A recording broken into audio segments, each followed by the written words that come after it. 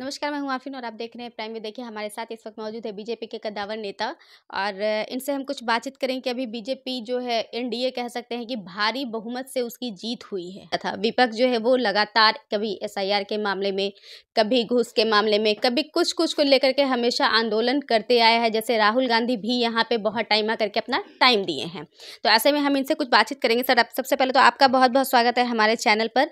Sir, आपके बारे में हम कुछ जानना चाहेंगे। आप बीजेपी के नेता क्या हाँ, मैं प्रदेश कार्य समिति सदस्य हूँ। डॉक्टर उदय शंकर प्रजापति मेरा नाम हुआ। आपको भी बहुत बहुत बधाई और आपके माध्यम से पूरे बिहार के सभी लोगों को बधाई देता हूँ।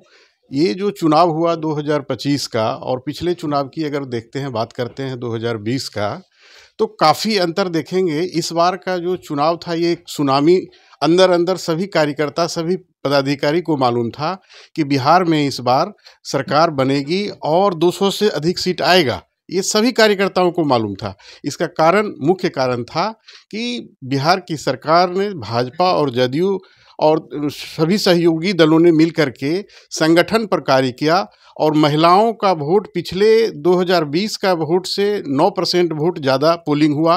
वो महिला हर बूथ पर तैनात थी, अपने गांव से, मोहल्ले से, टोला से निकाल के महिलाओं को वोट दिलवाने का काम किया।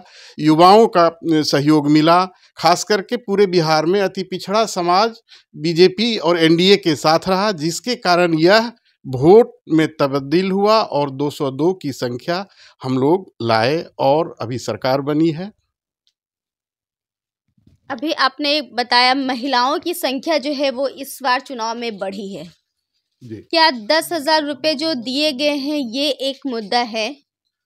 नहीं, 10,000 रुपया तो ठीक है, ये एक तो सहयोग ठीक है, जीविका दीदी को दिया गया और वाजिब मिला है और भी मिलना चाहिए, भविष्य में भी मिलेगा। रोजगार करने के लिए सहयोग राशि दिया गया है, यह एक मुद्दा है। लेकिन अमन, चैन, शांति, व्यवस्था और एडमिनिस्ट्रेशन चाह रहा था, जो बिहार की जनता चाह रही थी। महिलाएं देखते आ रही है कि बिहार में शराबबंदी है, तो ये शराब बंद होने से क्या है कि जो शराब पी करके कोई एक मजदूर घर आता था, 300 रुपया कमाता है, घर आकर के 200 रुपया भी नहीं दे पाता है, 100 रुपया देता है। तो इस टाइप की महिलाएं जो थी वो पसंद कर रही थी सरकार को, हमारे नीतीश जी के और बीजेपी के मिली जुली सरकार को, एनडीए की सरकार को। तो यह भी एक कारण था और शांति व्यवस्था को सुचारू जारी रखने के लिए महिलाएं आगे आई और वोट दी है। प्लस जो पैसा 10,000 गया है वो तो एक सहयोग राशि गया ही है, वह भी एक मुद्दा है अधिक वोट होने का। और महिला लोग बहुत जागृति दिखाई अपना और वोट देने का काम किया है और वोट दिलवाने का भी काम किया है।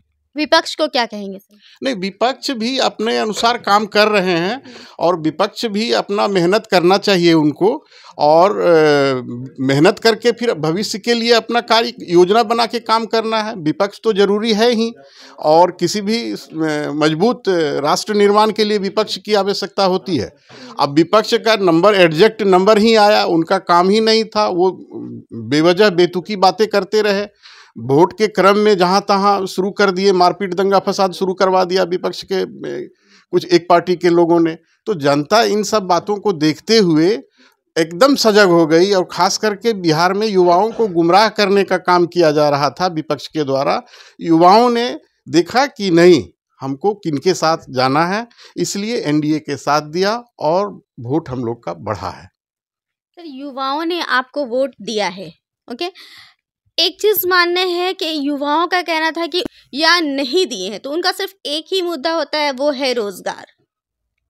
इसको लेकर के क्या कुछ प्लानिंग है आप लोगों की? प्लानिंग तो 5 साल, अगला 5 साल का कार्य योजना सरकार बना ही रही है और दोनों पार्टी मिल करके काम कर रही है। रोजगार का मतलब यह नहीं है कि बिहार का आबादी 13 करोड़ है तो हम देखते हैं तो 3% के आसपास भी सरकारी नौकरी नहीं है। रोजगार का मतलब कि स्वरोजगार भी है, स्वरोजगार भी है। विभिन्न प्रकार का योजनाओं में के द्वारा भी हम, सरकार के द्वारा पैसा मिल रहा है, लोगों को स्वरोजगार करना चाहिए, प्राइवेट सेक्टर में भी काम करना चाहिए। तो लोग कर ही रहे हैं और रोजगार का सृजन भी हो रहा है और लोग काम करेंगे इस पर, रोजगार तो मिलेगा ही मिलेगा और आगे बढ़ेगा। सब बिहार के युवा लोग आगे बढ़ेंगे, ऐसी बातें नहीं है कि नहीं बढ़ेंगे, बढ़ेंगे आगे, रोजगार भी मिलेगा। क्या पलायन रुकेगी? रुक सकती है? नहीं, कुछ ऐसा जो कि पलायन आधे से ज्यादा आबादी जो है वो बिहार से बाहर में है काम करने के लिए। देखिए, पलायन कोई बहुत बड़ा मुद्दा है नहीं।